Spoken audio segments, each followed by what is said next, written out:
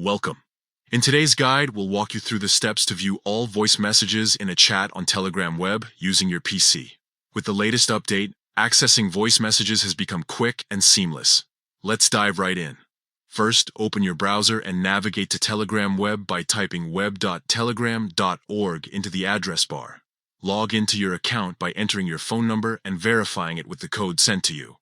Once logged in, locate the chat where you want to view the voice messages. You can find this chat in your list of conversations on the left-hand side of the screen. Click on the chat to open it. Next, look at the top of the chat window and click on the name of the chat or group. This action will open the contact or group information panel, where you can access various shared items. In the contact info section, scroll down and find the voice option. Click on it, and you'll see a list of all voice messages shared within that specific chat.